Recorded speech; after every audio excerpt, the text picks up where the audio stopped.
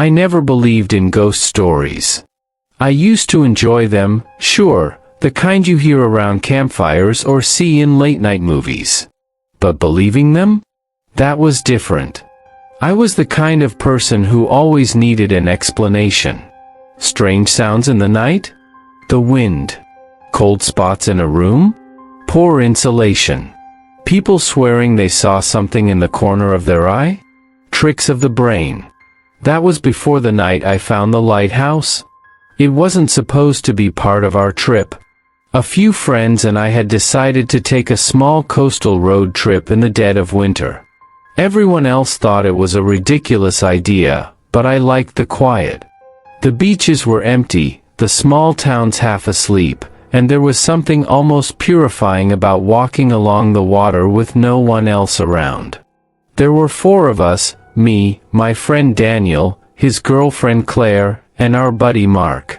We were all in our mid-20s, restless, not quite sure what to do with our lives, and still clinging to the idea that adventures could be found just by getting in a car and driving.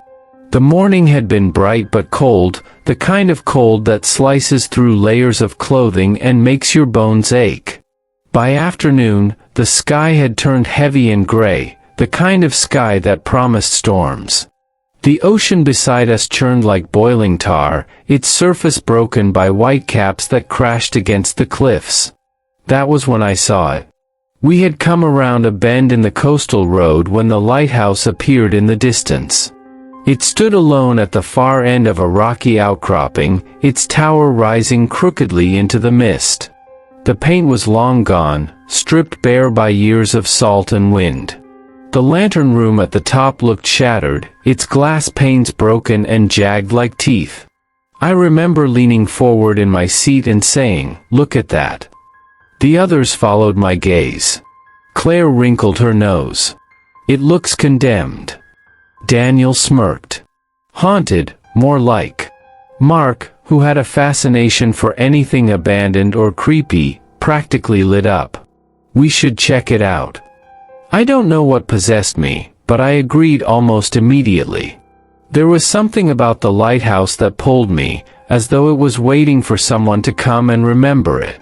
We parked the car on the shoulder and started down a narrow dirt path that led toward the cliff. The air grew colder with each step. The wind howled, tugging at our jackets, and the ground squelched beneath our boots. The path twisted through patches of dead grass and sharp rocks, and all the while, the lighthouse grew larger, its shadow stretching across us. By the time we reached the base of the cliff, I could feel the ocean spray hitting my face. The waves smashed against the rocks so hard that the sound drowned out our voices. The lighthouse stood only a few yards ahead, its door sagging off its hinges. We stepped inside. The air was damp, smelling of mildew, seawater, and rust. The floorboards groaned beneath our weight. The circular walls rose high above us, lined with corroded iron stairs that spiraled upward into darkness. It was colder inside than out, as if the stone walls held on to decades of dampness and shadows. "Creepy as hell," Daniel muttered, shining his flashlight along the walls.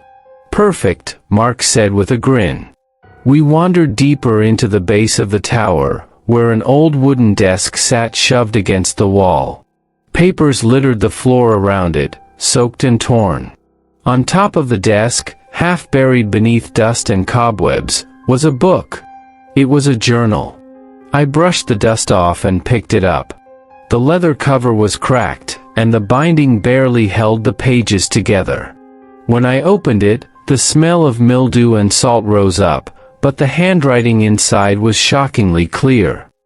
The first entry was dated November 2, 1963. The words were written in precise, slanted handwriting. "The sea is restless tonight.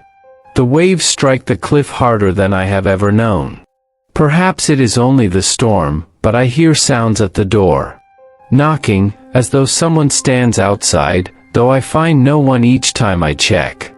I tell myself it is the wind, but it sounds too deliberate." A chill crept up my spine. Claire shifted uncomfortably. "That's unsettling. I kept reading. The next entry was dated November 4th, 1963. The knocking has returned. It comes always after midnight. 3 raps, steady and patient. When I open the door, the cliff is empty, the sea roaring below. But last night, I heard something else, a voice. Faint, but clear. It said, "Let me in." I am not a superstitious man, yet I find myself barring the door and praying for dawn. Mark let out a low whistle. "Now we're talking." I glanced at him, but he wasn't joking. His eyes gleamed in the beam of his flashlight, hungry for more. I turned the page.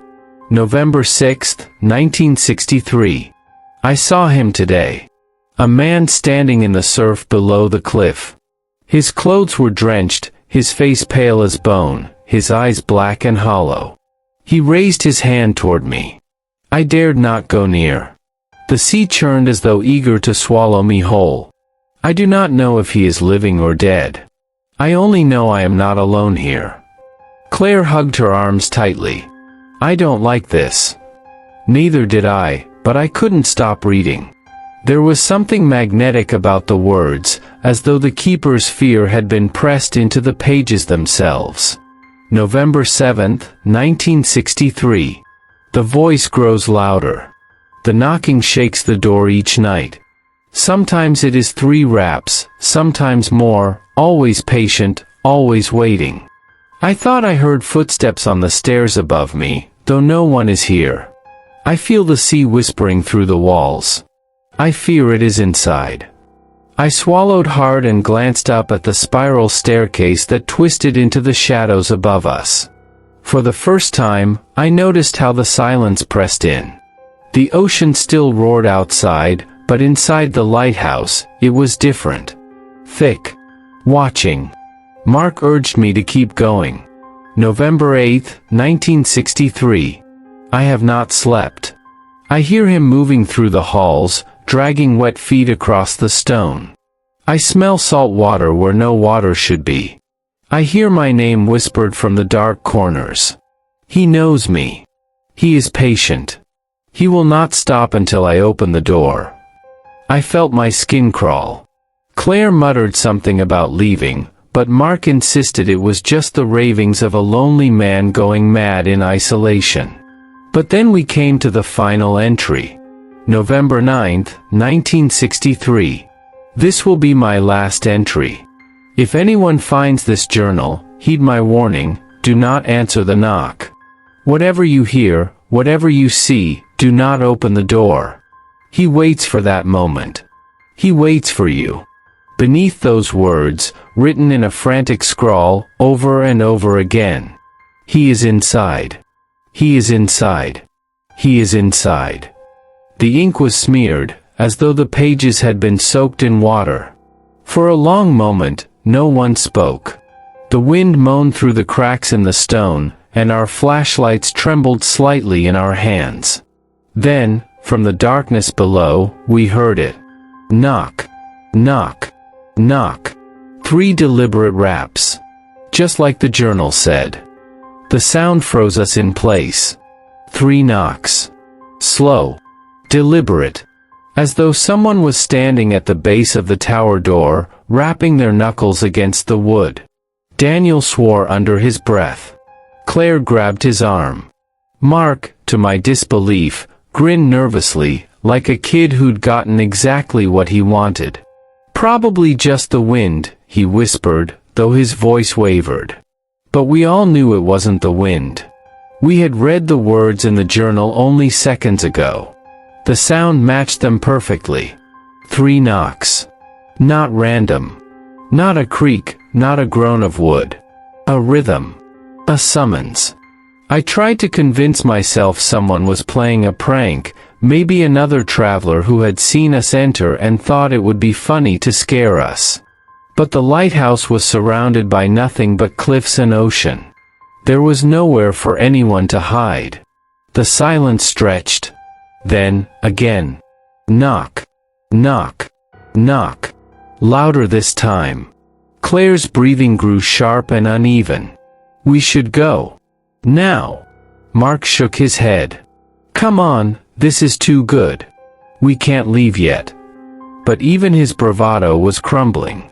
His hands trembled slightly on the flashlight, and his eyes darted nervously toward the door at the base of the stairs. We stood frozen in that damp, suffocating silence, staring at one another, waiting for someone to make the first move. And then came the voice.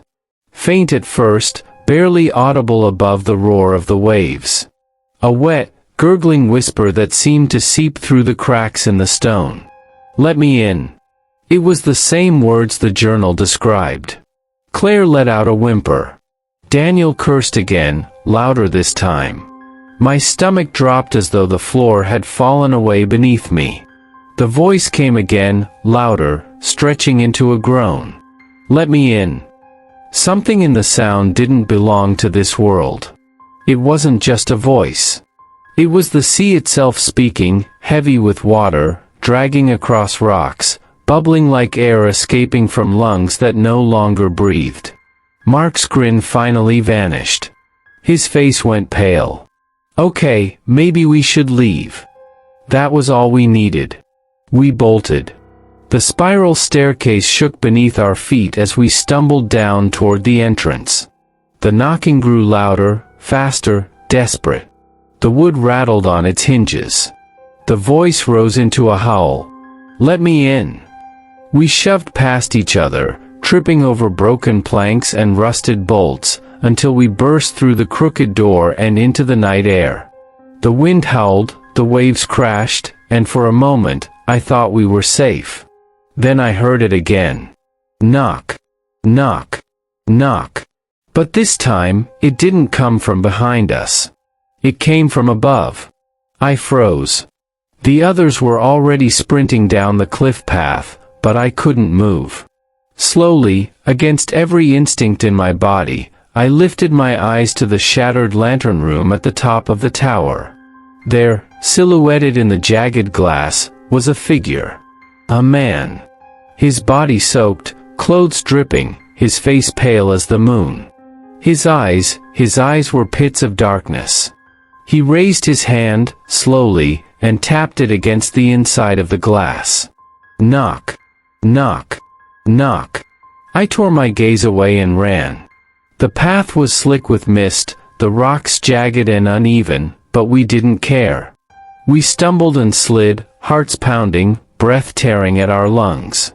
The wind screamed in our ears, and the ocean seemed to roar louder with every step, as though laughing at us. Behind us, I thought I heard footsteps. Slow, heavy, wet. As though someone was following, dragging their body across the ground. We reached the car, flung open the doors, and piled inside. Daniel fumbled with the keys, cursing as they slipped from his shaking hands. Claire was crying, clutching her face, rocking back and forth. Mark was whispering to himself, repeating over and over, "It's not real, it's not real, it's not real."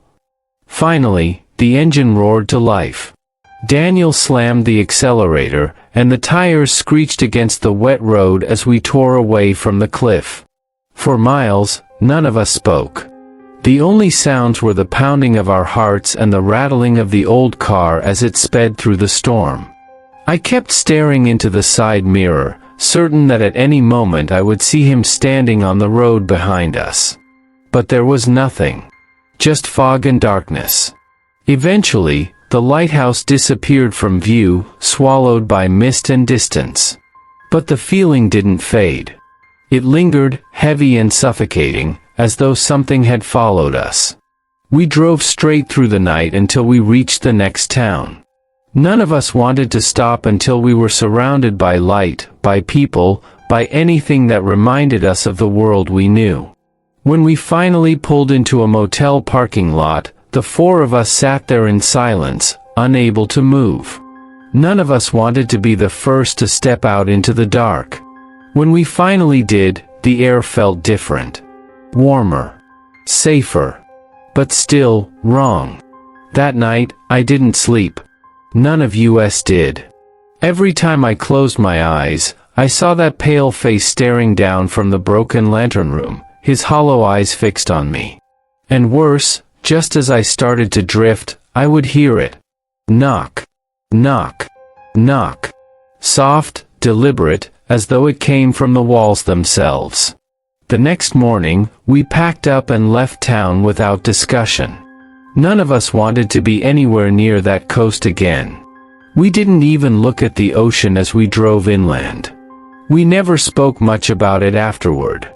Daniel and Claire broke up a few months later, though I doubt the lighthouse had anything to do with it. Mark refused to answer when I asked if he still thought it was all just madness, just a story in a book. But I know the truth. Because the journal wasn't lying. The keeper's words weren't the ramblings of a lonely man. They were a warning. A desperate attempt to save anyone who came after. Do not answer the knock. I never did. But even now, years later, I still hear it sometimes. Always at night. Always when I'm alone. 3 raps. Slow. Deliberate. Knock. Knock. Knock. And then, the whisper, rising from somewhere deep and wet and endless. Let me in.